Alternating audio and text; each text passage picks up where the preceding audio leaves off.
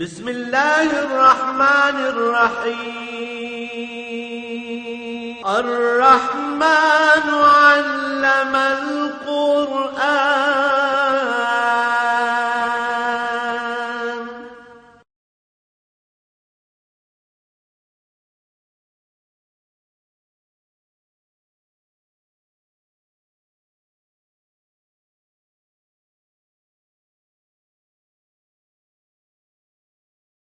الحمد لله رب العالمين والصلاة والسلام على حبيبه محمد وآله وصحبه أجمعين. أعوذ بالله من الشيطان الرجيم. بسم الله الرحمن الرحيم. الذين آتيناهم الكتاب يعرفونه كما يعرفون أبناءهم الذين خسروا أنفسهم فهم لا يؤمنون.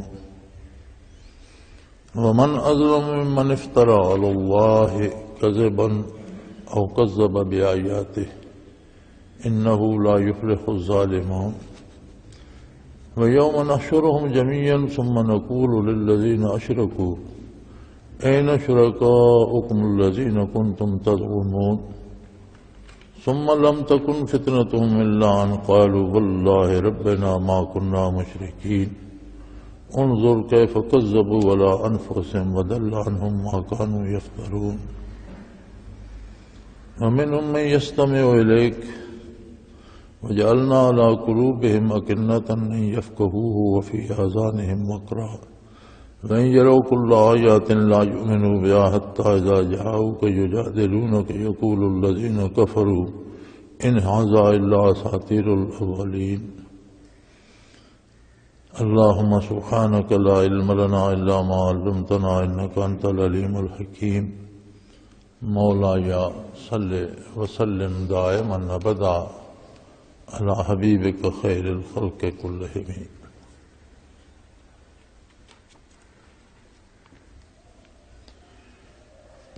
فرمایا یہ جو اہل کتاب ہیں یہ تو حضور اکرم صلی اللہ علیہ وآلہ وسلم کو اس طرح گہرائی سے جانتے ہیں جس طرح بندہ اپنی اولاد کو جانتا ہے، پہچانتا ہے.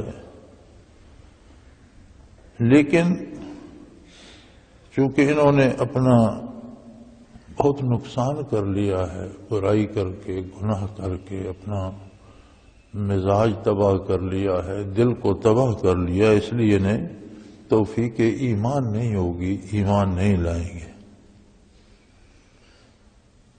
اور اس سے بڑا ظلم کیا ہوگا کہ کوئی انسان اللہ پر جھوٹ بولے.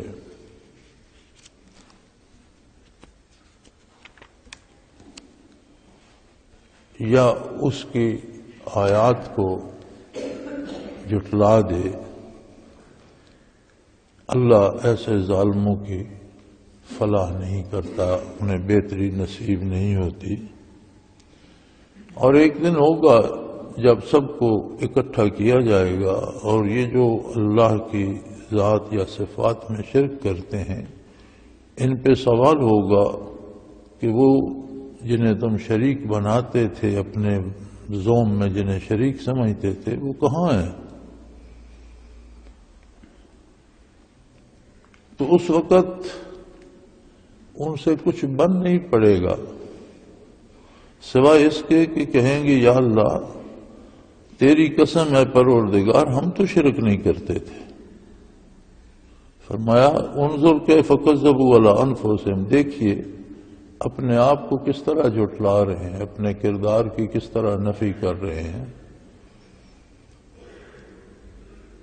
اور جو جھوٹ اللہ پر باندھتے تھے آج وہ ختم ہو گیا، آج ہر چیز حقائق سامنے ہیں.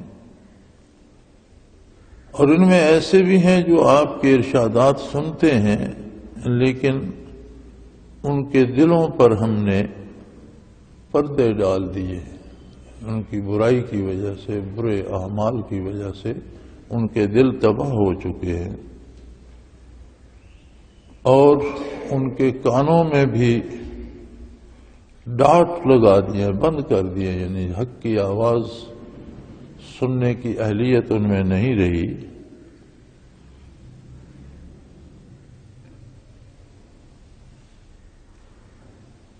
اور اگر یہ بے شمار نشانیاں بھی دیکھ لیں تو انہیں ایمان نصیب نہیں ہوگا۔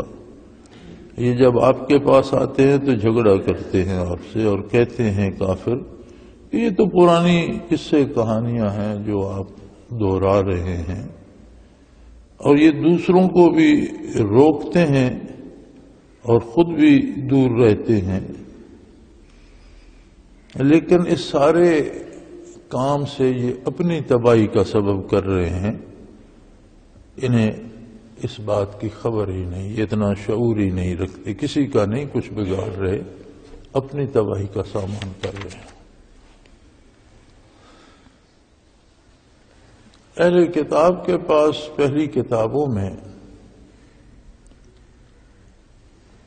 تمام کتابوں میں نبی کریم صلی اللہ علیہ وآلہ وسلم کا ذکر خیر ملتا ہے، اور ہر نبی نے، چونکہ قرآن کریم میں موجود ہے اذ اخذ اللہ میثاق النبیین، کہ ازل میں اللہ کریم نے تمام نبیوں سے یہ عہد لیا تھا کہ وہ حضور صلی اللہ علیہ وسلم کی بعثت کی خبر دیں اور اپنی امت کو حضور پر ایمان لانے اور آپ کا ساتھ دینے کی تاکید فرمائے۔ تو ہر نبی نے اپنی امت کو تاکید فرمائی، اور پہلی کتابیں جتنی جو نازل ہوئیں ان میں حضور اکرم صلی اللہ علیہ وسلم کے اوصاف حمیدہ بڑی واضح طرح سے دیے گئے تھے، اور علماء یہود اور نصارہ بہت اچھی طرح حضور کو پہچانتے بھی تھے اور جانتے بھی تھے، حتیٰ کہ قرآن کریم فرماتا ہے یعرفونہ کما یعرفون ابناءہم، اس طرح سے یہ حضور صلی اللہ علیہ وسلم کو پہچانتے ہیں جس طرح بندہ اپنی اولاد کو پہچانتا ہے۔ پہچان تو بے شمار لوگوں کے ساتھ ہوتی ہے اور ہم انہیں پہچانتے ہیں، یہ فلاں ہے، یہ فلاں ہے، یہ فلاں ہے، لیکن اپنی اولاد کو بندہ جس طرح پہچانتا ہے دوسروں کو اس طرح نہیں پہچان سکتا۔ اولاد کے بارے بندے کو پتہ ہوتا ہے کہ یہ بیمار ہے، یہ صحت مند ہے، یہ کمزور ہے، یہ طاقتور ہے، یہ بات کر سکتا ہے، یہ نہیں کر سکتا، یہ کتنا سمجھ سکتا ہے، یہ کتنا۔ خوبیاں خامیاں اولاد میں جو کچھ بھی ان کے اوصاف ہوتے ہیں، اچھے ہوں یا برے، وہ والدین کو یا والد کو بخوبی پتہ ہوتے ہیں۔ اولاد کی ایک ایک بات سے بندہ واقف ہوتا ہے۔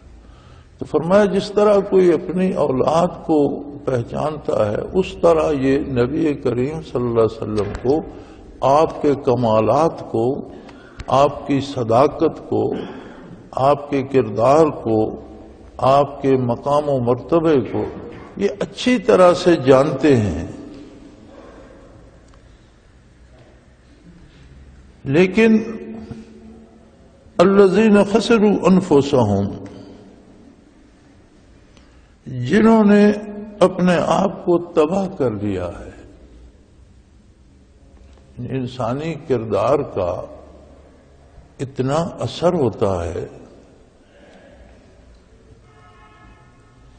کہ اس کا دل، اس کا آئینہ دل، اس کا مزاج برباد ہو جاتا ہے۔ نہ صرف یہ کہ ایمان کی استعداد ضائع ہو جاتی ہے، کفر میں مبتلا ہو جاتا ہے، بلکہ توبہ کی توفیق بھی چھن جاتی ہے۔ ایک درجے پر جا کر دل اتنا تباہ ہو جاتا ہے کہ اس سے توبہ کی توفیق بھی ضبط ہو جاتی ہے، وہ توبہ بھی نہیں کر سکتا۔ تو فرمایا اتنا جاننے کے باوجود یہ مانیں گے نہیں، اس لیے کہ انہوں نے اپنے آپ کو تباہ کر لیا ہے، بلکہ یہ اس قدر گناہگار ہیں۔ فرمایا یہ اتنے ظالم ہیں، ومن اظلم ممن افترى علی اللہ کذبا، یہ اتنے ظالم ہیں کہ یہ اللہ پر جھوٹ بولتے ہیں۔ علماء یہود و نصارہ نے اپنی کتابیں بدل دیں، اللہ کی طرف سے جو کچھ نازل ہوا تھا اسے تبدیل کر دیا اور اپنی مرضی کے جملے داخل کر دیے، تحریف کر دی کتابوں میں، اور جو اپنی پسند سے جو کچھ کتابوں میں داخل کر دیا اسے بیان اس طرح سے کرتے ہیں کہ یہ اللہ کا حکم ہے۔ تو فرمایا اس سے بڑا ظلم کیا ہوگا، یہ ایسے بڑے ظالم ہیں کہ اپنی طرف سے باتیں گھڑ کے انہیں اللہ کریم کے ذمہ لگا دیتے ہیں کہ یہ اللہ کا حکم ہے۔ اور یہی صورتحال ان لوگوں کی ہے عالم اسلام میں بھی، جو لوگ فتویٰ فروشی کرتے ہیں، پیسے لے لیتے ہیں اور ناجائز کو جائز اور جائز کو ناجائز لکھ دیتے ہیں چند سکوں کے لیے۔ یہ علماء یہود کا شیوا ہے۔ فتویٰ جب کوئی مفتی دیتا ہے تو اس سے مراد یہ ہوتی ہے کہ جو کچھ وہ لکھ کر دے رہا ہے یہ اللہ اور اللہ کے رسول کا حکم ہے۔ یہ بات تو کوئی مفتی نہیں کہتا کہ میری اطاعت میں ایسا کرو۔ فتویٰ تو یہ ہوتا ہے کہ اللہ اور اللہ کے رسول کا حکم ہے، اور اگر جان بوجھ کر غلط دیا جائے تو فرمایا یہ تو بہت بڑا ظلم ہے۔ یہ کردار تو یہود و نصارہ کا تھا، اور یہ اتنا بڑا ظلم ہے کہ اس کی وجہ سے ان کے دل ایسے تباہ ہوئے کہ وہ حضور نبی رحمت صلی اللہ علیہ وسلم کو آپ کے کمالات عالیہ سمیت اچھی طرح جانتے پہچانتے ہیں، لیکن انہیں ماننے کی اور ایمان لانے کی توفیق نہیں، اس لیے کہ انہوں نے اپنے مزاج، اپنے قلوب، اپنا آپ تباہ کر لیا ہے۔ اور اس سے بڑی فرمایا اور تباہی کیا ہوگی اور اس سے بڑا ظلم کیا ہوگا کہ اللہ پر جھوٹ بولتے ہیں اور احکام الہی کا انکار کر دیتے ہیں، اللہ کی صریح آیات میں ان کو ماننے سے انکار کر دیتے ہیں۔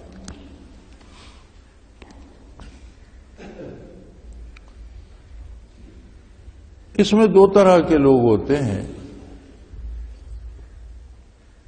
یہ جن علماء یہود و نصارہ کی بات ہو رہی ہے، یہ پہلی قسم کے لوگ ہیں جو جانتے ہیں کہ اللہ کا حکم ہے لیکن اسے بدل دیتے ہیں اور جھوٹ بول کر اپنی طرف سے لکھ کر اللہ کے ذمہ لگا دیتے ہیں، اور اس میں دو جرم بنتے ہیں۔ ایک تو انہوں نے اللہ پہ جھوٹ بولا، دوسرا جو اللہ کی طرف نازل شدہ آیت تھی اس کا انکار کر دیا اور اس کے خلاف فتویٰ دے دیا۔ دوسرے وہ لوگ ہیں جو یہ جانتے نہیں ہوتے لیکن رسومات کی پیروی میں احکام شرعی سے دور ہوتے چلے جاتے ہیں۔ یہ پہلی قسم کے جو لوگ ہیں وہ فوری کفر کا شکار ہوتے ہیں۔ جب جان رہے ہوتے ہیں کہ اللہ کا حکم ہے اور اس کا انکار کرتے ہیں یا اسے بدل کر اپنی طرف سے لکھتے ہیں تو اسی وقت وہ کافر ہو جاتے ہیں۔ جو نہیں جانتے لیکن شریعت کو چھوڑ کر رسومات کی پیروی میں لگ جاتے ہیں تو یہ بھی اتنا بڑا جرم ہے کہ یہ بھی مفضی الی الکفر ہے، یعنی کفر کی طرف کھینچنے والا ہے۔ اگر وہ اسی پہ کاربند رہے ہیں تو آہستہ آہستہ پھر ان کا ایمان بھی سلب ہو جاتا ہے۔ اور آج آپ دیکھتے ہیں ہمارے معاشرے میں کہ بندہ مسلمانوں کے گھر پیدا ہوتا ہے، مسلمان ماں باپ اس کی تربیت کرتے ہیں، عاقل بالغ ہونے کے بعد وہ کافر ہو جاتا ہے، کسی بے دین گروہ میں چلا جاتا ہے، کوئی اور نیا عقیدہ گھڑ لیتا ہے اور اس کے پیچھے چل پڑتا ہے۔ ایسا کیوں ہوتا ہے؟ دیکھیں ہر گھر میں کتنے عقیدے جمع ہو گئے ہیں، کیوں یہ اختلافات کیوں ہیں؟ ان کی وجہ ہمارا کردار ہے کہ اتباع سنت کو چھوڑ کر جب ہم رسومات کے پیچھے لگتے ہیں تو وہ رفتہ رفتہ دل کو سیاہ کرتی جاتی ہیں، حتیٰ کہ اللہ اور اللہ کے رسول سے ایمان کا جو رشتہ ہے وہ ٹوٹ جاتا ہے، منقطع ہو جاتا ہے۔ آدمی کٹی ہوئی پتنگ کی طرح ہو جاتا ہے کہ کسی درخت سے الجھ گئی، کسی تار سے الجھ گئی، کسی بچے نے پکڑ لی، اسی کی ہو گئی۔ تو اس طرح سے لوگوں کے عقیدے تباہ ہوتے ہیں، اور یہ کردار ہوتا ہے انسان کا اپنا۔ اس لیے کہ فرمایا اللہ کا تو یہ قانون ہے، اِنَّهُ لَا يُفْلِحُ الظَّالِمُونَ، ظالموں کا کبھی بھلا نہیں ہوتا، یہ اللہ کا قانون ہے۔ جو بھی ظلم کرتا ہے وہ اپنے ساتھ کر رہا ہوتا ہے اور اسے وہ بھگتنا پڑتا ہے، ظلم کرنے سے کبھی بھلائی نصیب نہیں ہوتی۔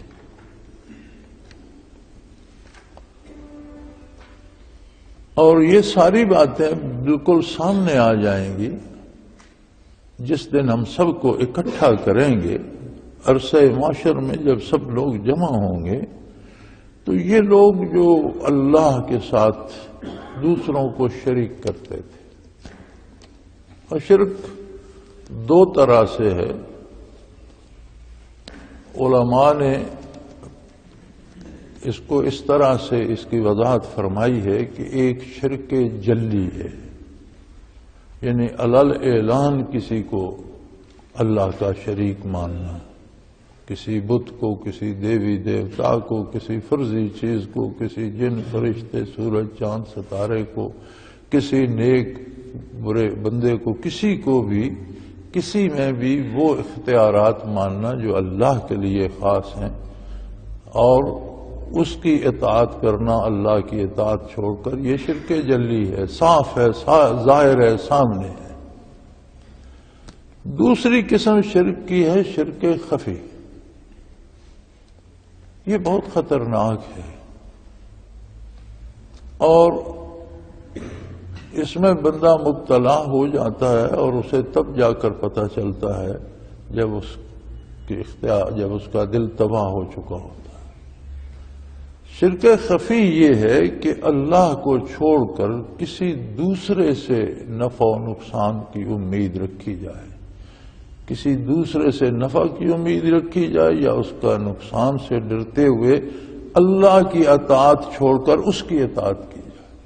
احکام الہی کے خلاف کسی کی بات اس لیے مانی جائے کہ یہ میرا فائدہ کرے گا، یا نہیں مانوں گا تو مجھے نقصان پہنچائے گا، تو اس کا مطلب ہے اس نے اس بندے کو یا اس چیز کو یا اس سبب کو اپنا معبود مان لیا ہے۔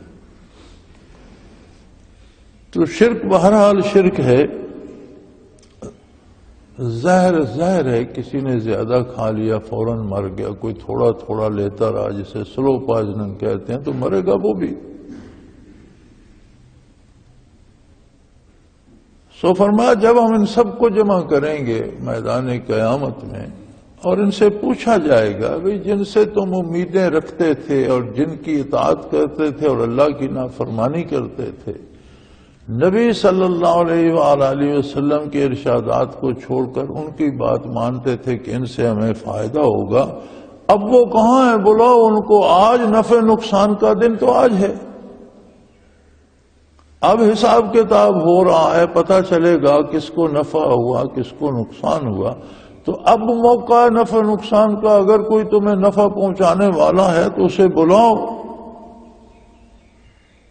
الذین کنتم تزعمون، جو تمہارے خیال میں یہ تھا کہ یہ ہمیں بڑا نفع پہنچائیں گے، جن کے بارے تمہاری یہ رائے تھی، انہیں لاؤ سامنے، آج وہ تمہارا کوئی نفع کریں، تمہاری نجات کا کوئی سبب بنائیں، تمہاری کوئی بہتری کریں۔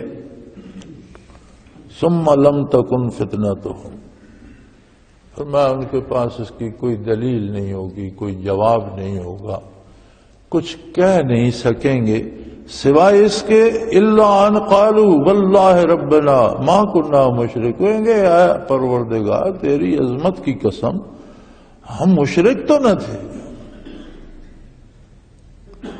ہم تو تجھے مانتے تھے، تیری عظمت کے قائل تھے، تیرے رسولوں کو مانتے تھے، تیری کتابوں کو مانتے تھے، ہم تو مشرک نہیں تھے۔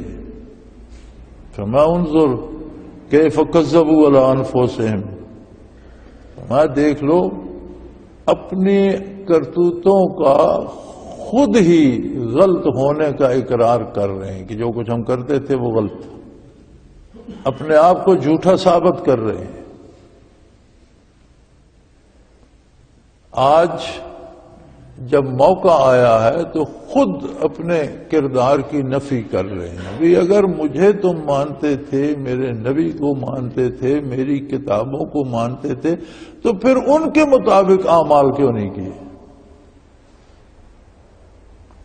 ماننے کا یہ مطلب تو نہیں ہے کہ کوئی کہہ دے جی میں نے مان لی لیکن اس پر عمل نہ کرے تو اس نے کیا مانا۔ ماننے کا مطلب تو ہوتا ہے کہ جو فرمایا گیا ہے اس پر عمل کیا جائے۔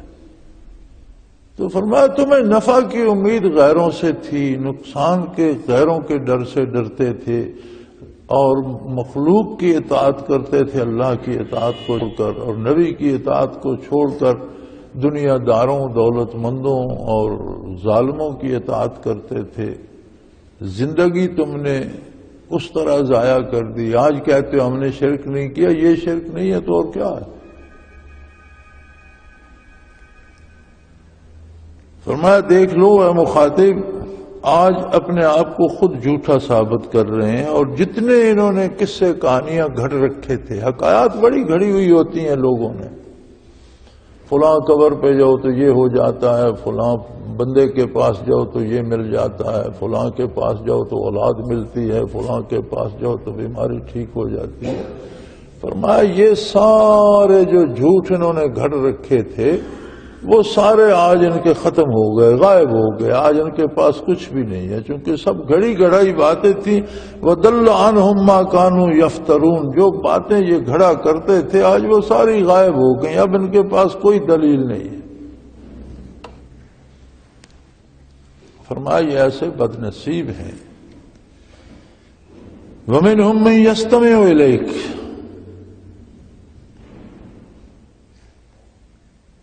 سبحان اللہ، انسانی مزاج بھی کیسا عجیب ہے کہ کوئی اچھا شعر سنتا ہے تو پھڑک اٹھتا ہے، پھر اس شعر کو کوئی اچھی آواز میں گانے والا ہو تو بندہ اور مسحور ہو جاتا ہے۔ لیکن عجیب بات ہے کہ اللہ کی بات سے خوبصورت بات کون سی ہوگی؟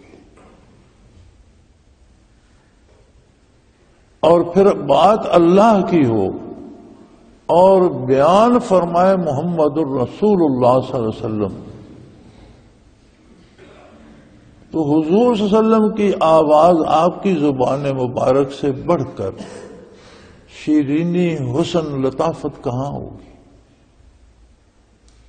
تو فرمایا یہ جو گانے بجانے پہ مسحور ہو جاتے ہیں، شعر سن کے فدا ہو جاتے ہیں، حکایات سن کے فرضی ناول افسانے سن کے قربان ہونے لگتے ہیں، یہ جب آپ کے ارشادات سنتے ہیں،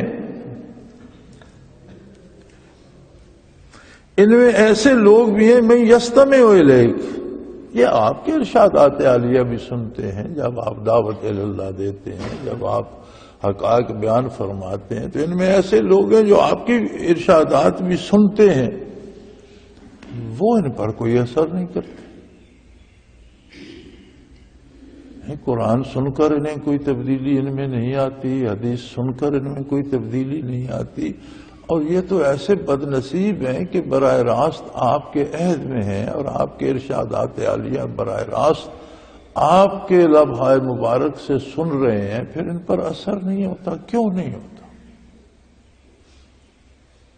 فرمایا اس لیے نہیں ہوتا کہ وَجَعَلْنَا عَلَىٰ قُلُوبِهِمْ أَكِنَّةً، ہمارے ساتھ، اللہ کریم کے ساتھ، اللہ رب العزت کے ساتھ، خالق کائنات کے ساتھ انہوں نے اتنی بگاڑ لی ہے، اتنی نافرمانی کی ہے میری انہوں نے، کہ اس کی سزا کے طور پر میں نے ان کے دلوں کو ڈھانپ دیا ہے، ان کے دلوں تک بات پہنچتی ہی نہیں۔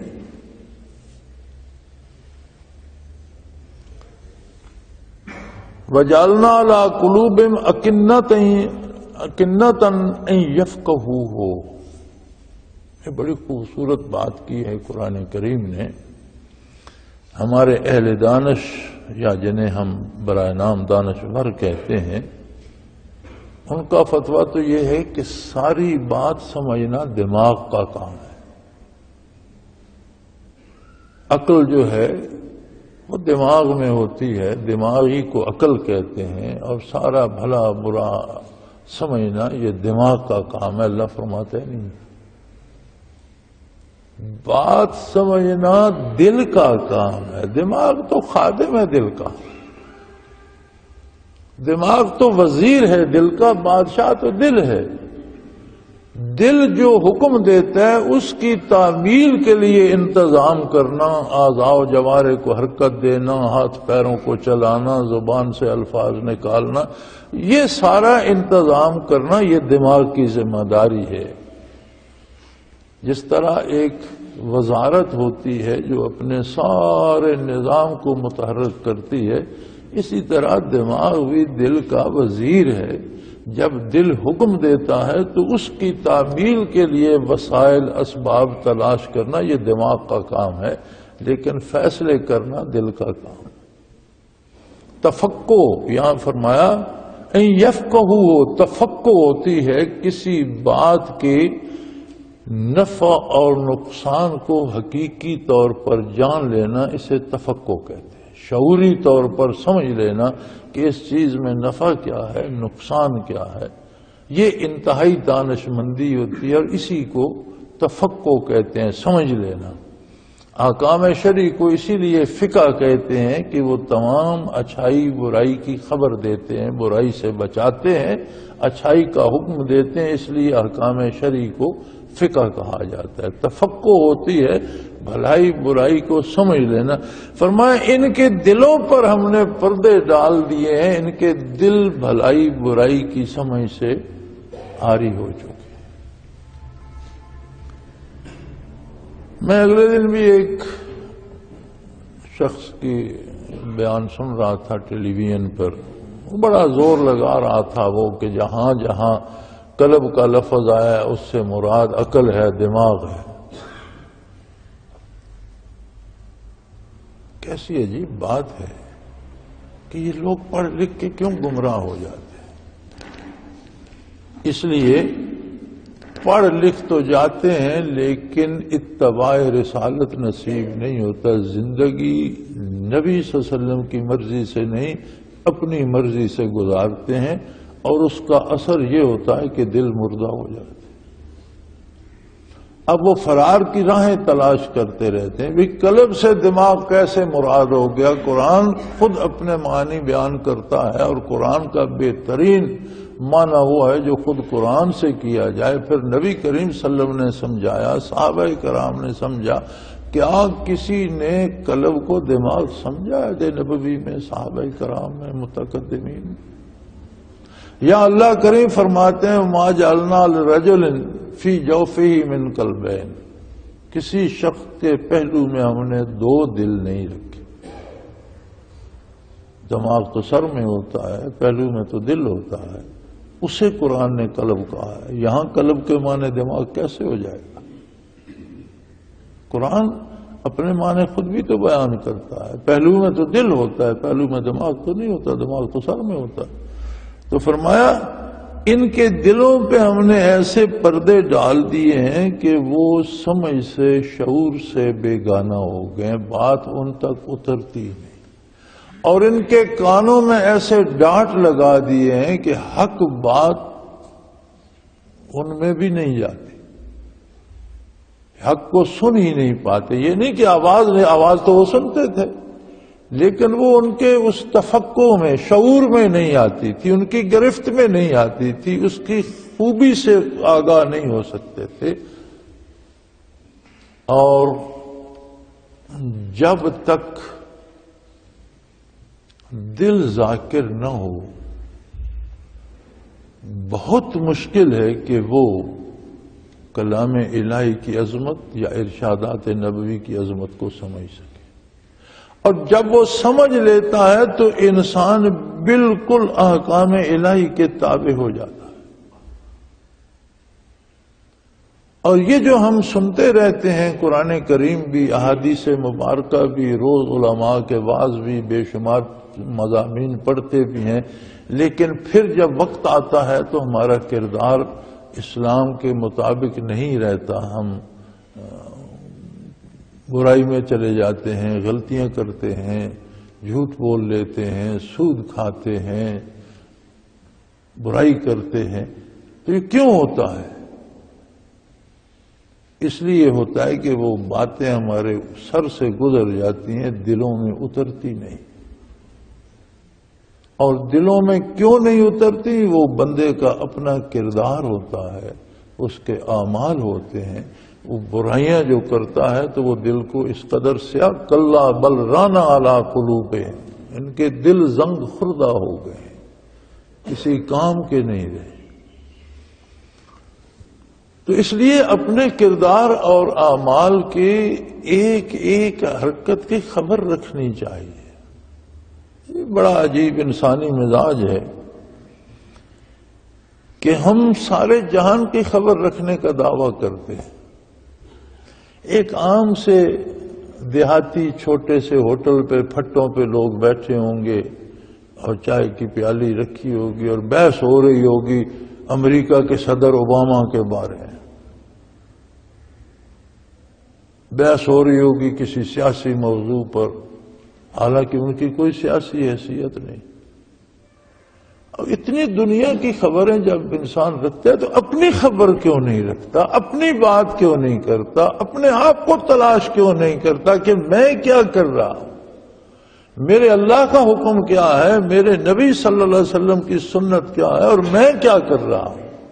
تو اصل سوچنے کی بات یہ ہے کہ دوسروں کو بعد میں سوچو، پہلے اپنے بارے سوچو، اور جو اپنے بارے سوچتے ہیں ان کے پاس فرصت ہی نہیں بچتی کہ کسی اور کے بارے سوچے، کیونکہ اللہ کا دیا ہوا ایک ایک سانس شمار ہوگا، ایک ایک لفظ کا، وما یلفظ من قول الا لدیہ رقیب عتید، ایک ایک لفظ جو لبوں سے نکلتا ہے لکھا جاتا ہے،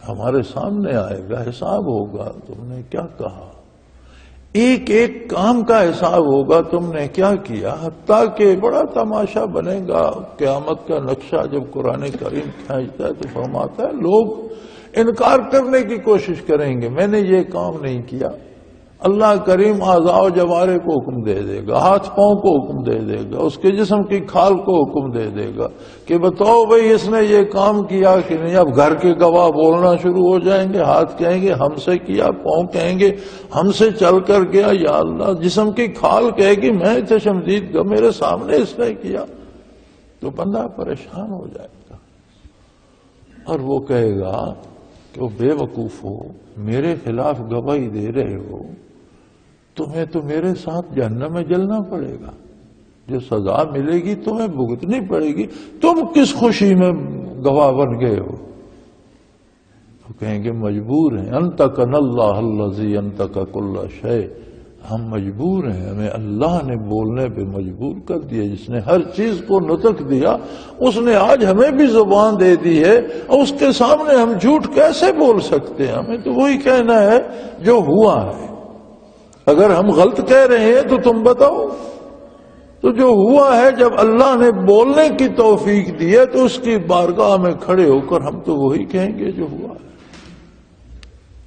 تو جس بندے کو اتنے باریک حساب سے گزرنا ہے اس کے پاس فرصت ہے کہ وہ دوسروں کی برائی اور دوسروں کی بھلائی جانچتا پھرے؟ ہر بندے نے ایک ترازو رکھا ہوا ہے، فلاں برا ہے، فلاں بھلا ہے، فلاں اچھا ہے، فلاں خراب ہے۔ یار ہوں گے، اللہ سب کو معاف کرے، لیکن پہلے اپنا حساب تو کرو کہ میں اچھا ہوں یا برا ہوں، میں کتنی بھلائی کرتا ہوں، کتنا سچ بولتا ہوں، کتنا حلال کھاتا ہوں۔ اللہ ہی بہتر جانتا ہے کہ کس کا وقت کب ختم ہو جاتا ہے، ابھی موت آ جائے، دوسری سانس نہ لینے دے، دوسرا لفظ منہ سے نہ نکلنے دے، تو کیا ہم تیار ہیں؟ مومن کا رویہ تو یہ ہونا چاہیے کہ کسی لمحے موت آئے وہ موت کے لیے تیار۔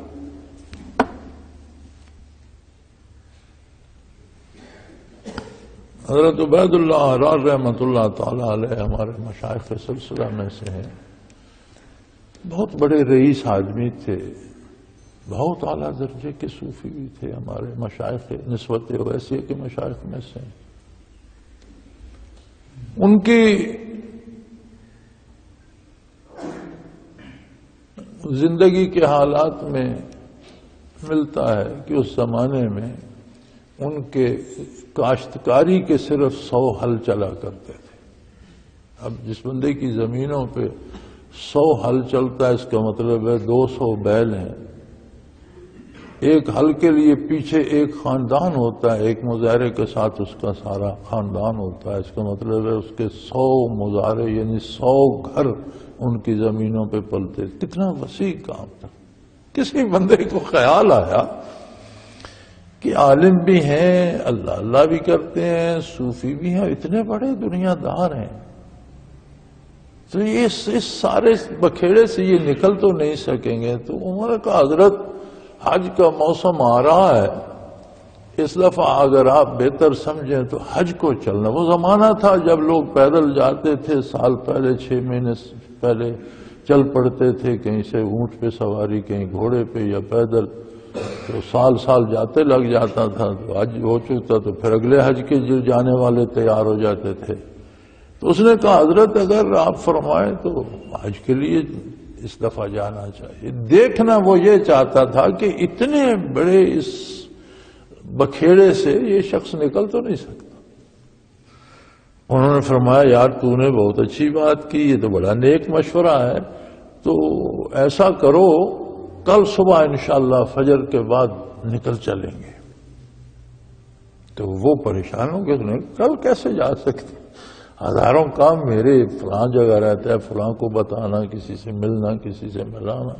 تو کہنے لگا میں ایک عام آدمی ہوں آپ کے مقابلے میں، لیکن میرے اتنے بکھیڑے ہیں کہ میں اس طرح تو نہیں نکل سکتا کہ کل چل پڑوں، تو آپ کا اتنا لمبا کام ہے تو آپ کس طرح چل پڑ؟ فرمایا یہ میرا نہیں ہے، یہ سب کچھ اللہ کا ہے، میرے پاس ہے تو میں امین ہوں، اس نے مجھے دے رکھا ہے، میں اس کے حکم کے مطابق میں چلا جاؤں گا تو وہ کسی اور کو دے دے گا، کوئی اور کر لے گا، میرا تو نہیں ہے، میری تو کوئی مصروفیت نہیں، میرے تو ذمہ اس نے لگا دیا، مجھے دے دیا، اتنے لوگوں کی روزی اس سے وابستہ کر دی، میں کر رہا ہوں، میرا کیا بھی موت آ جائے تو میں چلا نہیں جاؤں گا، جانا پڑے گا، تو اگر ابھی حج کے لیے چلے جائیں تو کیا ہے، اللہ کو متبادل کر دے گا۔ تب اسے سمجھ آئی کہ میرے پاس نہ ہونے کے برابر ہے، لیکن میں نے خود کو دنیا میں الجھا رکھا، اور اس شخص کے پاس اللہ کا دیا اتنا کچھ ہے لیکن اس کے دل میں نہیں ہے۔ علماء فرماتے ہیں کہ مرغابی پانی میں رہتی ہے لیکن اس کا جسم تر نہیں ہوتا، اس کے جسم تک پانی نہیں پہنچتا، دنیا میں ہی رہنا ہوتا ہے لیکن دنیا کو دل میں نہیں اتارا جاتا۔ کشتی پانی میں ہوتی ہے لیکن پانی کشتی میں آ جائے تو پھر ڈوب جاتی ہے، رہنا دنیا میں ہی ہے، یہ سارے کام دنیا ہی کے کرنے ہیں، کاروبار بھی کرنا ہے، تعلقات بھی رکھنے ہیں، اولاد کو بھی پالنا ہے، گھر بھی بنانا ہے، روزی بھی کمانی ہے، سارے یہی دین ہے۔ اگر ان کاموں کو اللہ اللہ کے رسول کے حکم کے مطابق کیا جائے تو یہ سارے عبادت شمار ہوتے ہیں، اور انہی میں اللہ اللہ کے رسول کے دیے ہوئے آئین و دستور کو چھوڑ دیا جائے تو یہ ظلم بن جاتے ہیں۔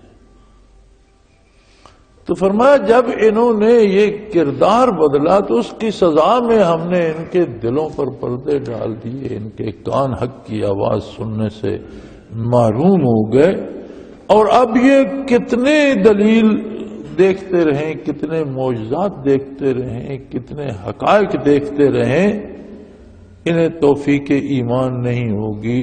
لا یؤمن وَإِن يَرَوْا كُلَّ آیَاتٍ لَا یُؤْمِنُوا بِهَا، بے شمار دلائل دیکھنے کے باوجود انہیں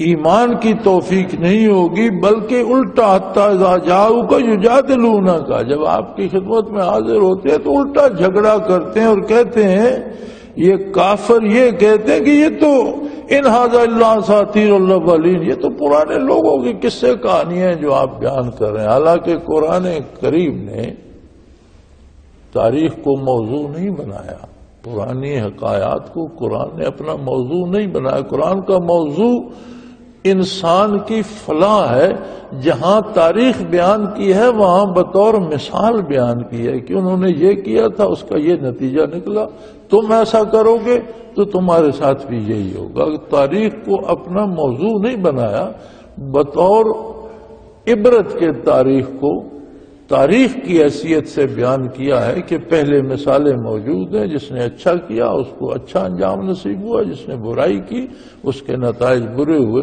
اس کے باوجود وہ یہ طعنہ دیتے ہیں، حالانکہ ایسا ہے نہیں، لیکن وہ طعنہ دیتے ہیں کہ جناب یہ تو پرانے زمانے کی کہانیاں ہیں، پرانے لوگوں کی باتیں ہیں۔ اس کی وجہ، اصل وجہ یہ ہے کہ ان کے دل تباہ ہو چکے ہیں، اور کتنے عظیم لوگ ہیں وہ جن کے تو فعل برکات نبوی نصیب ہوتی ہیں اور دلوں کو حیات نصیب ہوتی ہے۔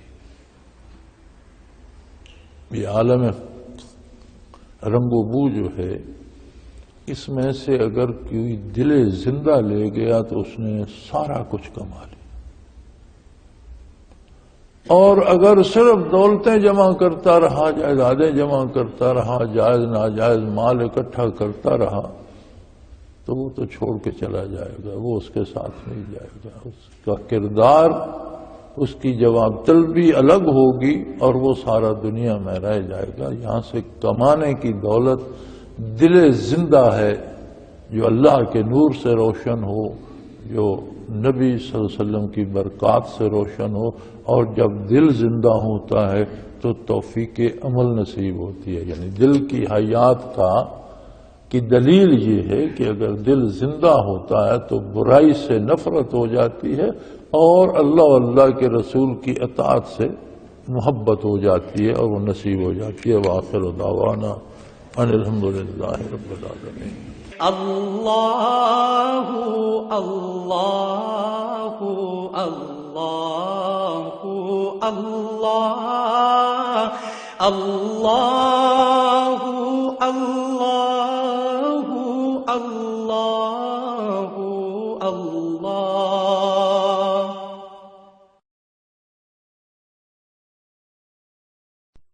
حضرت امیر محمد اکرم آوان مد ذلہ العالی دارالعرفان منارہ ضلع چکوال میں سالہ سال سے قرآن و حدیث کے اوپر خطابات کر رہے ہیں، اور سلسلہ نقشبندیہ اویسیہ کے مطابق لوگوں کو ذکر الہی کی تربیت دے رہے ہیں۔ وہ قرآن پاک کی تفسیر ترتیب وار بیان کر رہے ہیں۔ تفسیر قرآن کو وہ موجودہ ملکی اور بین الاقوامی حالات کے مطابق بیان کرتے ہیں۔ موٹر وے سے کلر کہار کے انٹرچینج سے نکلتے ہوئے، کلر کہار کی جھیل سے ہوتے ہوئے، میانی، بوچھال اور نور پور سے گزرتے ہوئے دارالعرفان منارہ پہنچ سکتے ہیں۔ حضرت امیر محمد اکرم آوان نے بچیوں اور بچوں کی دینی اور دنیاوی تعلیم کے لیے سقارہ اکیڈمی کے نام سے ایک درسگاہ بھی قائم کی ہے، جس کا افتتاح ملک پاکستان کے صدر جنرل محمد ضیاء الحق نے اپنے دست مبارک سے کیا تھا۔ وہ تمام احباب جو اسلام کی طلب رکھتے ہیں، ان سے گزارش ہے کہ دارالعرفان منارہ ضلع چکوال میں امیر محمد اکرم آوان صاحب کے خطابات سے مستفید ہوں۔ وہ ہر جمعے کو نماز سے پہلے بیان فرماتے ہیں۔ ہر ماہ کی پہلی اتوار کو ماہانہ اجتماع ہوتا ہے، جس میں آپ خصوصی خطاب فرماتے ہیں، اور پاکستان کے چاروں صوبوں سے احباب اس اجتماع میں شرکت کرتے ہیں۔ اس کے علاوہ یہاں سال میں 2 مرکزی اجتماعات بھی ہوتے ہیں، ایک رمضان المبارک میں اعتکاف کا اجتماع، اور دوسرا جولائی اور اگست میں 40 دن کا اجتماع ہوتا ہے، جس میں روحانی تربیت کی جاتی ہے۔ اپنا خون سیماب دے کر اتنا ہم کر جائیں گے، نام آقا کا چمن میں پھر رقم کر جائیں گے۔